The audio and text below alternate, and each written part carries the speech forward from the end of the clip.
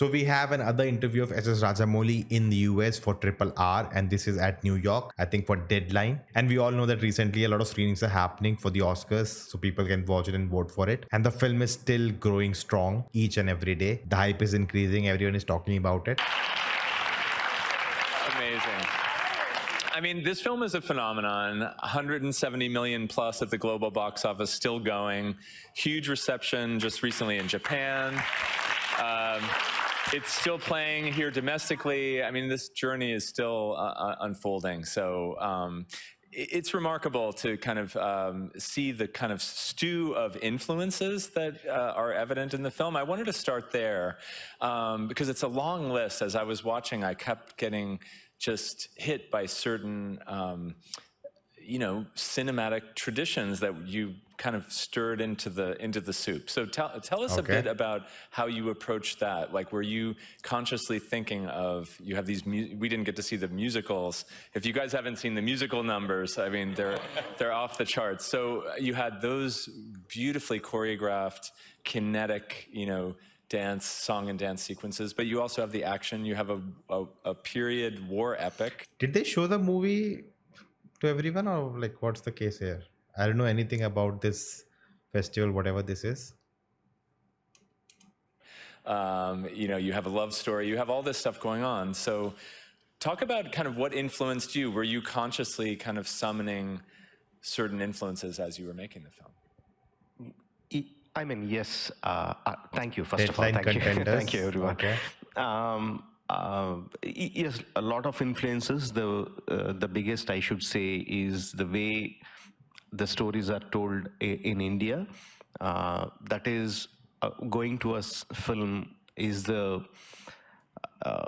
cheapest, affordable entertainment for all the family for a long, long time. It's the principal form of entertainment in India.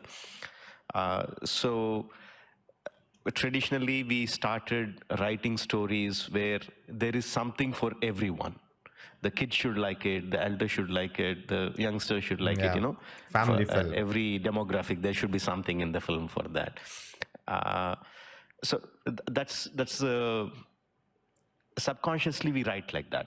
So it's not that it's a conscious decision.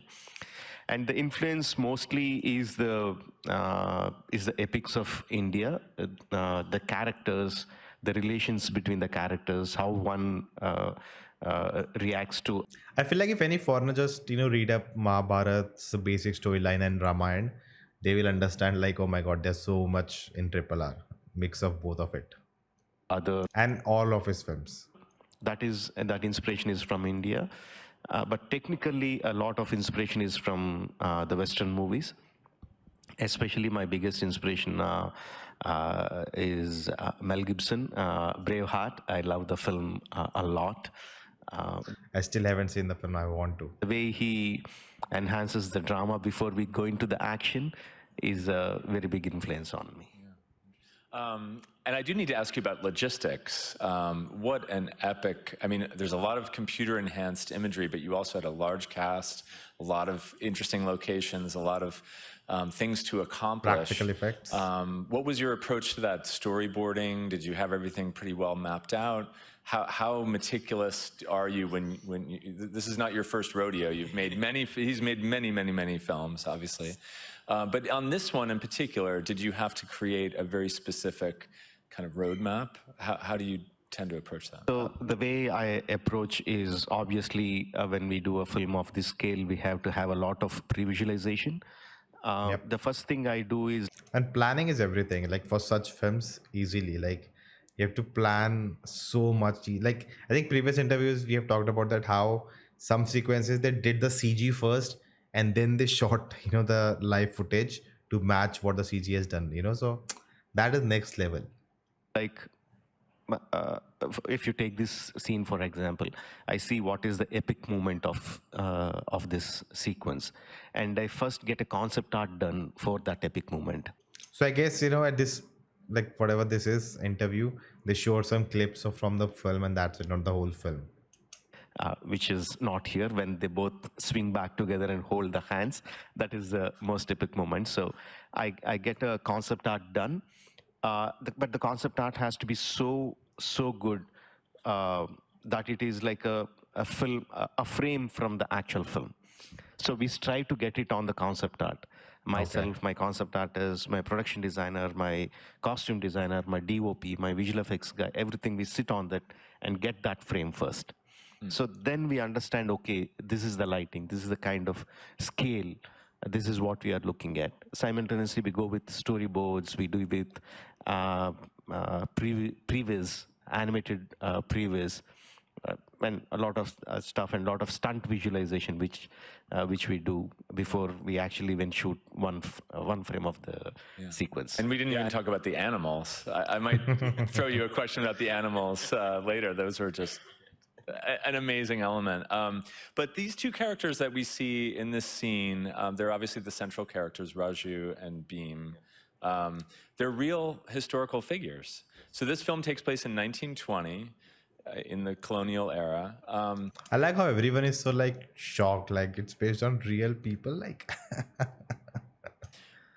were you familiar with them? Are they widely known? I have to ask. I forgive the question, but you know, I was struck by learning that they were real people. That you created then this, you know, fictionalized world around. Yeah, India has many languages, many states, many cultures. Ramaraju and Bhim, the two historical freedom fighters, come from the Telugu-speaking states that I come from. And in Telugu-speaking states, everyone knows them, who fought against their oppressors. But outside of my state, very few people know them. No one knows. And outside of India, no one knows about them.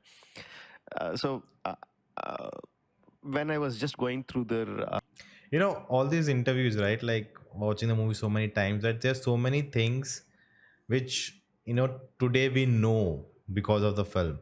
Like even people like, I didn't know about these two freedom fighters. Today we know so much about, you know, their background, what they did, how they fought, you know. So all that. Then in the film also there are so many cultural things, you know, they add so brilliantly that it doesn't come in the way of the plot that you have to explain what's happening. No, you know, the dahi handi thing, all the reactions I see, they're like, what is this, and they understand, oh, this is that. So they learn something new, you know, something which they didn't know. And throughout the film there's so many things that people get, you know, educated about the country, you know, small things, small details which don't add anything to the narrative, but they add to the texture of the film that makes it, you know, lived in, makes it real. History. It is where they have very interesting coincidences. Both of them are born at the turn of the 20th century. They left their homes when they were in their 20s, both around the same time, during 1920s. And no one knows what happened to them for a period of 2-3 years. And they came back. Once they came back, they were changed men. They started inspiring people to take up arms and fight against the oppressors. And they never met. So I thought, okay, this is a fantastic opportunity where I can make them come together.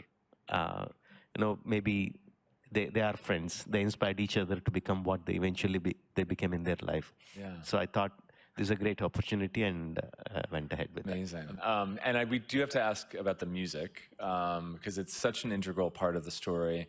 And it's something that I think a lot of audiences, particularly here in the West, associate with Bollywood, you know, the big musical numbers, but you don't disappoint in that department. And I just wanted to ask, Natu Natu was obviously, that's been a breakout hit, actually, and like something of a sensation. Kind of talk about your musical collaborators, your approach to, you know, these musical set pieces, and because they do sort of, it's like they're toppers. It's like you already have a scene like this, which I believe is somewhat early on, maybe 40 minutes or so into the film. So you all just saw that, right? And then it just, you know, it tops it with this unbelievable musical number. So I don't know, talk a bit about your approach to the musical. Yeah, the way I work is that my whole family is into filmmaking business. My father is a story writer. My cousin is the music director. My nephew is a singer. My wife is a costume designer. So the whole family is into making films, and Nepotism. my cousin, we have a joint family system in India, so all of us are actually like brothers and sisters. We grow up Do you make them together. use agents, or you just? You know? I just want to make sure they're getting the fair price. That's all. They do. They're all seniors to me. I am the junior guy. So and uh, so as a young kid, I looked up to him. Looked up to him. He's the eldest of all the cousins, and he knew how. As a kid, he knew how my brain works, and also he has given music for written music for more than 230 films. So he has a lot of experience. And but when we really come into making the films, uh, we talk very less about the music. We talk more about the emotional flow of the film. He tries to pick my brain to understand how I am trying to make the emotions flow in the film.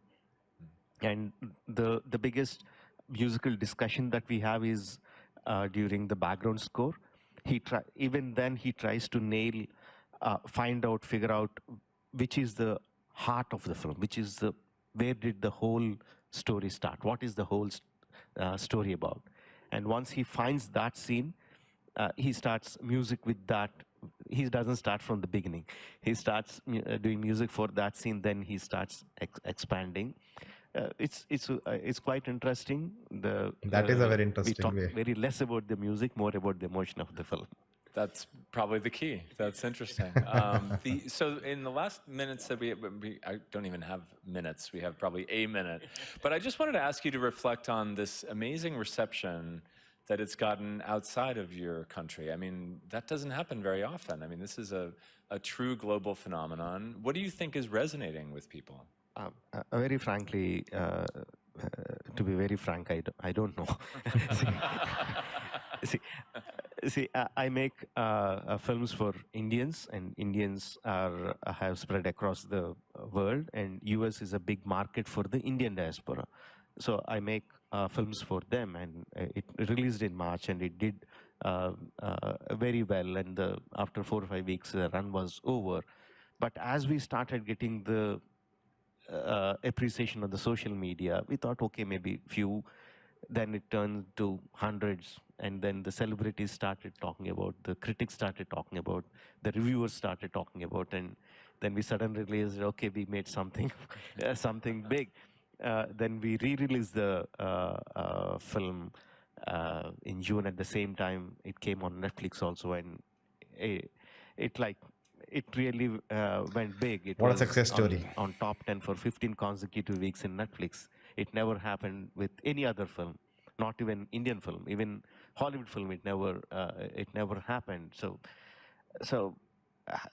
I don't know. I'm still trying to figure out why people are liking it. Everybody's going to want you to do it again somehow. But anyway, we hope you do. Yeah, hopefully by the end of this tour, I understand a little bit more about why Western people, why Americans like the film, and I'll be more wiser. Excellent. The great SS Rajamouli. All right. That was a really quick one. And I think it was not like a movie screening and then a discussion. I think it was about, they maybe had panels for each director who was there, talk about their film, which is doing well. And Triple R is in the race. The more awards it's getting, more recognition, more buzz, more hype. It's just increasing the chances at the Oscars. We have talked about that so much on the channel that, yeah, Oscars don't care, all of that. But the recognition it brings you, it opens the Indian market to foreign audience, foreign money comes in, we make better films. That's the whole idea. And yeah, that's it. If you enjoy, do like, subscribe, check out this video next, and I'll see you next time.